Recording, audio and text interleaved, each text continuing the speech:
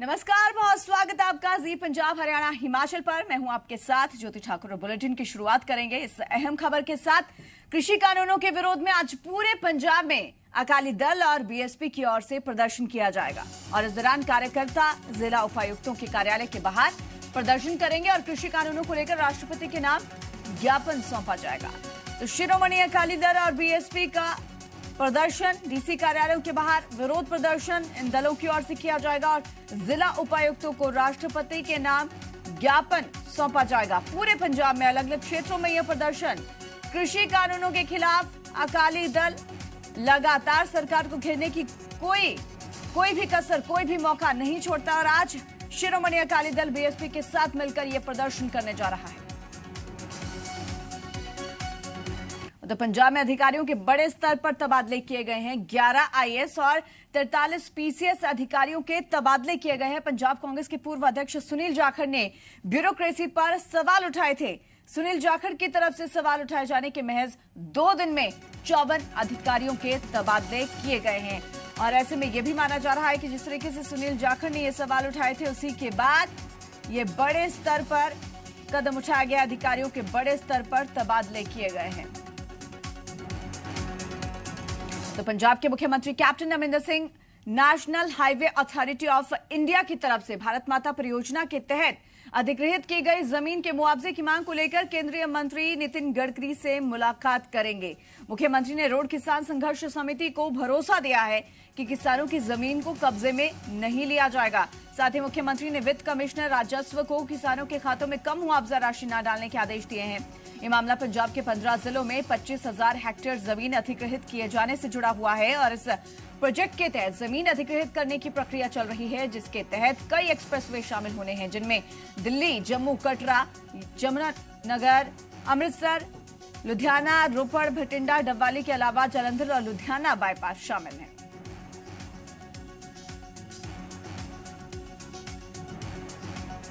बेदवी मामलों की जांच कर रहे पूर्व एसआईटी प्रमुख रणवीर सिंह खटड़ा ने अमृतसर में श्री अकाल तख्त साहिब के कार्यकारी जत्थेदार ज्ञानी हरप्रीत सिंह से मुलाकात की है। ज्ञानी हरप्रीत सिंह ने कहा है कि बेअदबी के दोषियों को बख्शा नहीं जाएगा, उन्हें सजा मिलने पर ही संतुष्टि मिलेगी। दोषियों को सलाखों के पीछे पहुंचाने के लिए हर कदम उठाया जाएगा। हमायती दे हिरदियां नूं इन्हां कार्रवाइयां ने बुलंद रहा। ਇਹ ਮੁਖੀ ਸੀ, ਹੁਣ ਰਿਟਾਇਰ ਹੋ ਚੁੱਕੇ ਆ। ਅਸੀਂ ਇਹਨੂੰ ਅੱਜ ਇਸ ਕਰਕੇ ਲੈ ਕੇ ਆਂਦਾ ਸਾਹਮਣੇ ਤਾਂ ਕਿ ਸਾਨੂੰ ਦੱਸੇ ਕਿ ਇਹ ਜਿਹੜੇ ਕੇਸ ਹੋਏ ਸੀ ਬਰਗਾੜੀ ਦੇ ਵਿੱਚ ਜਾਂ ਬੁਰਜ ਜਵਾਹਰ ਸਿੰਘ ਵਾਲਾ ਵਿਖੇ ਜਾਂ ਗੁਰੂਸਰ ਦੇ ਵਿੱਚ ਜਾਂ ਮੱਲ ਵਾਲੇ ਦੇ ਵਿੱਚ ਇਹਨਾਂ ਕੇਸਾਂ ਦੀ ਅਸਲੀਅਤ ਕੀ ਹੈ ਤੇ ਅਸੀਂ ਅਸਲੀਅਤ ਸੁਣਨ ਵਾਸਤੇ ਅੱਜ ਇਹਨਾਂ ਨੂੰ ਬੁਲਾਇਆ ਸੀ। उत्तराखंड के गुरुद्वारा नानकमत्ता साहिब में गुरु मर्यादा की उल्लंघना करने का एक मामला सामने आया है, जहां उत्तराखंड के मुख्यमंत्री पुष्कर सिंह धामी के स्वागत में गुरुद्वारा साहिब से नाच गाने का एक वीडियो सामने आया था। इस घटना पर श्री अकाल तख्त साहिब के जत्थेदार ज्ञानी हरप्रीत सिंह ने संज्ञान लेते हुए 3 सदस्यों की समिति का गठन किया। तो वहीं एसजीपीसी अध्यक्ष बीबी जागीर कौर ने भी इस घटना की निंदा की है। श्री गुरु ग्रंथ साहिब सच्चे पातशाह जी के मान सत्कार ਨੂੰ ਠੇਸ ਪਹੁੰਚਾਉਣ ਵਾਲੀਆਂ ਕਾਰਵਾਈਆਂ ਜਿਹੜੀਆਂ ਉਹ ਕੀਤੀਆਂ ਜਾ ਰਹੀਆਂ। ਸਰਕਾਰ ਅਤੇ ਕਈ ਵੱਖ-ਵੱਖ ਸੰਸਥਾਵਾਂ ਵੱਲੋਂ ਇਹਨਾਂ ਘਟਨਾਵਾਂ ਦੀ ਪੜਤਾਲ ਵੀ ਕੀਤੀ ਗਈ ਹੈ। ਇਹਨਾਂ ਘੋਰ ਅਪਰਾਧ ਦੇ ਦੋਸ਼ੀਆਂ ਨੂੰ ਪਛਾਣ ਕੇ ਜਲਦ ਤੋਂ ਜਲਦ ਸਖਤ ਸਜ਼ਾਵਾਂ ਦੇਣ ਲਈ ਇੱਕ ਸਾਂਝੀ ਲਾਮਬੰਦੀ ਜਿਹੜੀ ਹੈ ਉਹ ਕੀਤੀ ਜਾਏ ਤੇ ਅਸੀਂ ਇਹਨਾਂ ਦੇ ਦੋਸ਼ੀਆਂ ਨੂੰ ਸਜ਼ਾਵਾਂ ਦਿਵਾਉਣ ਲਈ ਜਿਹੜਾ ਇਕਮੁੱਠ ਤੇ ਲਾਮਬੰਦੀ ਦਾ ਸੱਦਾ ਜਿਹੜਾ ਸ੍ਰੀ ਅਕਾਲ ਤਖਤ ਸਾਹਿਬ ਦੇ ਉੱਤੇ ਅੱਜ ਦੇ ਇਕੱਠ ਨੇ ਜਿਹੜਾ ਉਹ ਦਿੱਤਾ ਹੈ। परंपरावां का नहीं पता होंदा ते गुरुद्वारे मत्था टेकण क्यों आउंदे। नानक मता की जिहड़ी एडमिनिस्ट्रेशन है, मैं उहदे वास्ते भी अज इत्थे चिट्ठी कड्डांगे, उन्हां कोल पुछांगे भी ये किस तरह वापरे। सब तो वड्डी ड्यूटी सरकार की ते चीफ मिनिस्टर की तो है ही वड्डी गलती है कि उन्हें इदां दे काम उत्थे करन दी इजाजत दित्ती है। पर मैं समझदी भी कमेटी दे साडे जिहड़े उत्थे प्रबंधक कमेटी है, उत्थे दे जिहड़े काम करने वाले अधिकारी है, उन्हां दी भी गलती है। मैं समझदी ये मुख्यमंत्री की बहुत वड्डी गलती है और बहुत वड्डा उन्हें मर्यादा का घाण कीता।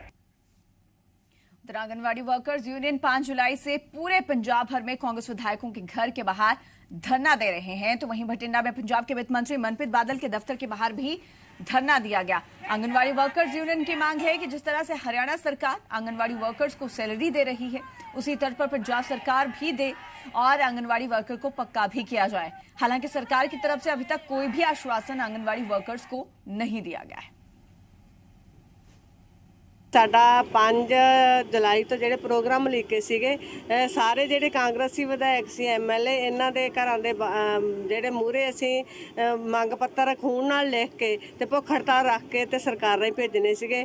ਮੰਗ ਸਾਡੀ ਮੇਨ ਆ ਜਿਹੜੀ ਹੈਗੀ ਜੀ ਸਾਨੂੰ ਹਰਿਆਣਾ ਪੈਟਰਨ ਦਿੱਤਾ ਜਾਵੇ ਤੇ ਜਿਹੜੇ 3 ਤੋਂ 6 ਸਾਲ ਦੇ ਬੱਚੇ ਆ ਉਹ ਜਿਹੜੇ ਸਾਡੇ ਵਾਪਸ 2017 ਤੋਂ ਖੋਏ ਸੀਗੇ ਤੇ ਨੋटिफिकेशन जारी हो चुका है सानू वापस किए जाए। उधर लुधियाना रेलवे स्टेशन पर आरपीएफ जवान की एक सूझबूझ ने एक शख्स की जान बचा ली। यात्री चलती ट्रेन पर चढ़ने की कोशिश कर रहा था और तभी आरपीएफ के हेड कांस्टेबल भजनलाल की नजर उस यात्री पर पड़ी। भजनलाल ने फौरन उस शख्स को ट्रेन की चपेट में आने से बचा लिया। जैसे ही रेल यात्री ट्रेन के गेट से फिसला, भजनलाल ने उसे बाहर खींच लिया और उस रेल यात्री की बाल बाल जान बच गई है। इस घटना का एक वीडियो भी सामने आया है।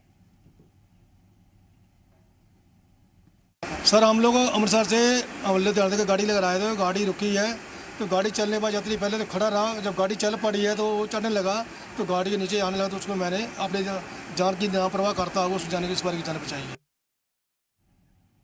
महाराजा अग्रसेन के नाम पर हिसार एयरपोर्ट का नाम होगा। जी हां, ये अहम जानकारी आपको दे दें। हरियाणा के मुख्यमंत्री मनोहर लाल ने घोषणा की है, महाराजा अग्रसेन के नाम पर हिसार एयरपोर्ट का नाम रखा जाएगा। खुद हरियाणा के सीएम मनोहर लाल की ओर से यह घोषणा की गई और मुख्यमंत्री ने हिसार एयरपोर्ट का नामकरण किया है। महाराजा अग्रसेन के नाम पर हिसार एयरपोर्ट का नाम रखने का फैसला लिया गया है।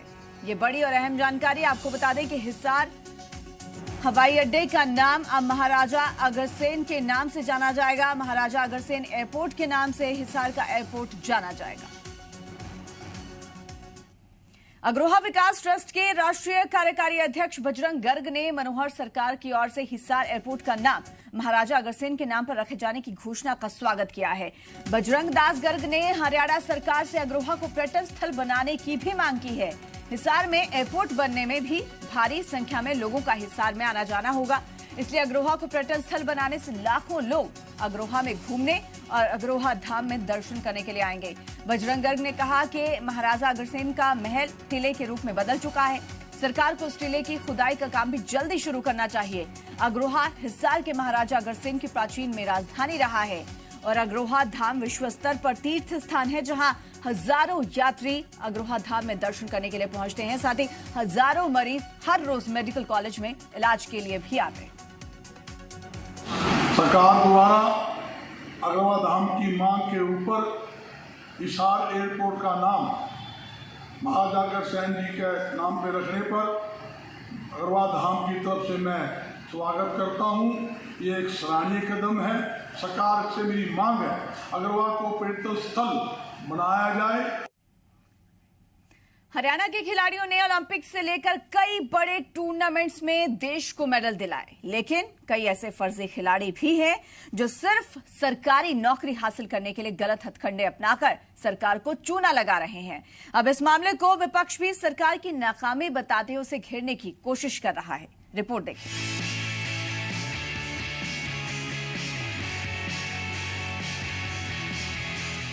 ओलंपिक हो या 7 समंदर पार कोई और खेल, हरियाणा के खिलाड़ियों का परचम हमेशा बुलंद रहता है। बात जब खेल की होती है तो हरियाणा के छोरे छोरियों का नाम सबसे पहले लिया जाता है। बात खेल नीति की हो तो हरियाणा के खेल नीति की चर्चा सबसे पहले होती है। लेकिन इसी हरियाणा के खेल के साथ हरियाणा में खेल हो गया है। ऐसा इसलिए क्योंकि हरियाणा में खेल कोटे से सरकारी नौकरी और दूसरे फायदे हासिल करने के लिए नियमों से खिलवाड़ हुआ है। खेल एसोसिएशन ने काफ़ी ज़्यादा कुछ एक डिस्ट्रिक्ट्स में काफ़ी ज़्यादा सर्टिफिकेट्स इशू कर रखे हैं, जो कि एक तरीके से पॉसिबल लगता नहीं है, क्योंकि एक साल में 3 टूर्नामेंट्स वहाँ पर होती नहीं हैं। इन सभी सर्टिफिकेट्स को, जो बिल्कुल संदेह के घेरे में है, इनकी सूची बनाकर हमने माननीय खेल मंत्री महोदय, माननीय मुख्यमंत्री महोदय को सबमिट कर दी है और उनसे रिक्वेस्ट की है कि इस पूरे मामले की उच्च स्तरीय जाँच करवाएं। दरअसल हरियाणा में खेल कोटे से सरकारी नौकरी और दूसरे फायदे हासिल करने के लिए तैयार करवाए गए खेल ग्रेडेशन सर्टिफिकेट्स में बड़े स्तर पर फर्जीवाड़े की परतें खुलने लगी हैं। पहले चरण में जिन 7 जिलों में जांच हुई है, उनमें हिसार, फतेहाबाद, भिवानी, सिरसा, कुरुक्षेत्र, कैथल और रेवाड़ी शामिल हैं। 1 दिसंबर 2020 से 4 जून 2021 तक हुई इस जांच में 2 throw ball, soft ball, taekwondo और कराटे खेल शामिल हैं। साल 2018 से 2021 तक जारी हुए करीब 5,700 सर्टिफिकेट्स में से करीब 2,500 प्राथमिक जांच में फर्जी पाए गए हैं, जिस पर सियासत भी जमकर हो रही है। देखिए, अगर निश्चित रूप से अगर इसमें 2018 से पहले भी कुछ हुआ है और अगर ये इसमें 2018 से 21 के पीरियड में जो पाया गया है, तो निश्चित रूप से इससे पहले पीरियड की जांच भी होनी चाहिए। और इसमें जो 2,500 जैसा आप बता रहे हैं, तो इनके ऊपर यकीन मानिए, चाहे अधिकारी हैं चाहे प्लेयर हैं, जो भी होंगे, जिसकी भी संलिप्तता इसमें होगी, उनके खिलाफ जो है कार्रवाई जरूर की जाएगी। ये खिलाड़ी ना भाजपा के हैं, ना कांग्रेस के हैं, ना इनेलो के हैं, ना किसी और के हैं। ये खिलाड़ी हमारे प्रदेश के हैं, हमारे देश के हैं, हमारा स्वाभिमान है। उनका हक खाने के लिए भी फर्जी ग्रेडेशन चल रहा है, जालसाजियां हो रही हैं। जाहिर है, जब फर्जीवाड़ा हुआ है तो सर्टिफिकेट जारी करने वाले अफसरों से लेकर इन फर्जी सर्टिफिकेट्स की बदौलत नौकरी पाने वाले खिलाड़ी भी नपेंगे। प्रदेश के खेल और युवा कार्यक्रम विभाग के निदेशक पंकज नैन ने अब तक की जांच में मिली जानकारी की एक फाइल उच्च स्तरीय जांच के लिए सीएम को भेज दी है। इंतजार है हाई लेवल जांच के लिए सीएम की अनुमति का, ताकि खेल से खिलवाड़ करने वाले बेनकाब हो पाएं। साक्षी शर्मा, जी मीडिया, पंचकुला। उधर टोक्यो ओलंपिक में भारत के लिए सिल्वर मेडल जीतने वाली महिला वेटलिफ्टर मीराबाई चानू भारत वापस लौट आई हैं। इतिहास रचने के बाद दिल्ली पहुंची वेटलिफ्टर मीराबाई चानू को केंद्रीय खेल मंत्री अनुराग ठाकुर ने भी सम्मानित किया। इस दौरान कानून और न्याय मंत्री किरण रिजिजू भी मौजूद रहे। इस मौके पर अनुराग ठाकुर समेत मौके पर मौजूद तमाम नेताओं ने मीराबाई चानू को इस बड़ी उपलब्धि के लिए शुभकामनाएं दी हैं। तो वहीं इससे पहले दिल्ली एयरपोर्ट पर भी मीराबाई चानू का जोरदार स्वागत किया गया। एयरपोर्ट पर मौजूद लोगों ने उनके स्वागत में भारत माता की जय और वंदे मातरम के नारे लगाए। मीराबाई चानू जी का जो शानदार प्रदर्शन रहा, इसने 135 करोड़ भारतीयों के चेहरे पर मुस्कुराहट लाई है, तिरंगे की शान और मान बढ़ाया है। पूरे भारत को आप पर गर्व है, भारत की बेटी पर गर्व है। और मैं तो ये कहूंगा कि माननीय प्रधानमंत्री जी कहते थे, लुक ईस्ट नहीं, एक्ट ईस्ट पॉलिसी होनी चाहिए, लेकिन असली एक्शन भी कहीं से नजर आया है। तो नॉर्थ ईस्ट की बेटी से पूरे भारत का मान सम्मान बढ़ा है।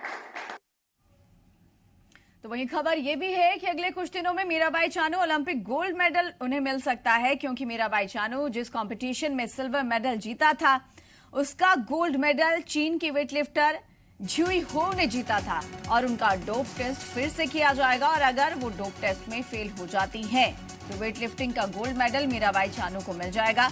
और यहां पर ज्यूई हो को अभी टोक्यो में ही रोका गया है। चानू ने शनिवार को टोक्यो ओलंपिक की महिला वेटलिफ्टिंग कंपटीशन में 49 किलोग्राम भार वर्ग में सिल्वर मेडल अपने नाम किया था।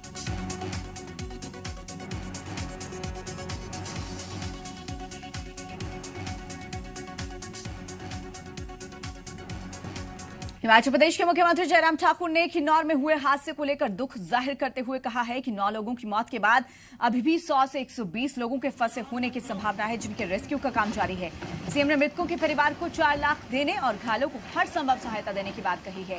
सीएम जयराम ठाकुर ने पर्यटकों को नदी नाले के किनारे न जाने की अपील की है। तो वहीं प्रशासन से भी अलर्ट पर रहने के निर्देश सीएम जयराम ठाकुर की ओर से दिए गए। प्रधानमंत्री जी का आभार भी व्यक्त करना चाहूँगा। उन्होंने भी जिनकी मृत्यु हुई है उनके लिए राहत देने के लिए 2-2 लाख रुपए देने की घोषणा की है। 50,000 उन लोगों के लिए भी दिया है जो इंजर्ड हैं, जो घायल हुए हैं। हिमाचल प्रदेश सरकार की ओर से भी हमने 4 लाख रुपए जो मृतक है उनके परिवारों को देने का जो है उसकी घोषणा की है। और उसके अतिरिक्त जो घायल हुए हैं उनके उपचार के लिए जो हर संभव प्रयत्न किया जाएगा वो करने की हम कोशिश कर रहे हैं। तो मौसम विभाग ने हिमाचल में 2 दिन के लिए रेड अलर्ट घोषित किया है। आज और कल भारी बारिश की चेतावनी जारी की गई है। साथ ही लोगों को एहतियात बरतने की भी सलाह दी गई है। इस दौरान तूफान चलने और बिजली गिरने को लेकर भी अलर्ट मौसम विभाग की ओर से जारी किया गया है। पर्यटकों से नदी नालों के किनारे न जाने की सलाह की गई है, अपील की गई है। और भूस्खलन वाले क्षेत्रों से भी दूर रहने के लिए कहा गया है। इसके अलावा प्राकृतिक आपदा से निपटने के लिए मशीनरी भी तैनात की गई है। लगातार हो रही बारिश से राज्य में अब भी दर्जनों सड़कें बंद पड़ी हुई हैं। देखिए, मानसून सक्रिय रहेगा हिमाचल प्रदेश में अगले 2 से 3 दिन, और कुछ इसमें ऐसे भी जिले हैं जहां हमने रेड अलर्ट रखा है, जिसमें एक्सट्रीमली हैवी रेनफॉल होने की संभावना है। उसमें कांगड़ा है, मंडी है, बिलासपुर है और शिमला, सिरमौर, इन जिलों में हमने जो है रेड अलर्ट रखा है कि मानसून जो है आज से और सक्रिय हो जाएगा और अगले 48 घंटे में पूरे प्रदेश में बारिश होगी और कुछ प्रदेशों में भारी से भारी बारिश भी होगी। उस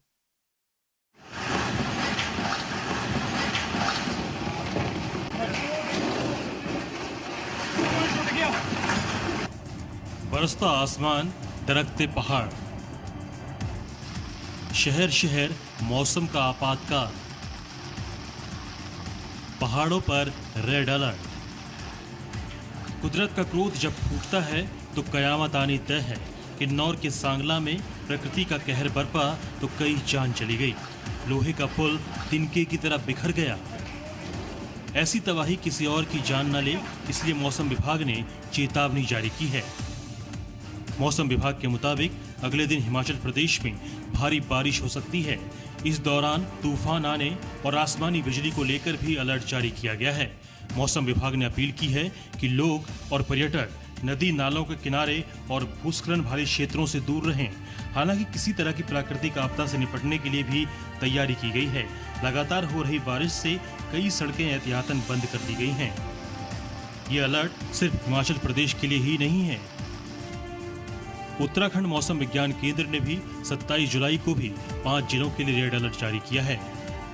पिथौरागढ़, बागेश्वर, नैनीताल, देहरादून, पौड़ी जिलों में भारी बारिश का अनुमान है और भारी बारिश से लैंडस्लाइड, रोड ब्लॉक और नदियों के जलस्तर में बाढ़ जैसे हालात पैदा हो सकते हैं। ये वो जिले हैं जहां सैलानी भारी संख्या में जाते हैं और इस वक्त भी उत्तराखंड और हिमाचल में घूमने वालों की भीड़ है।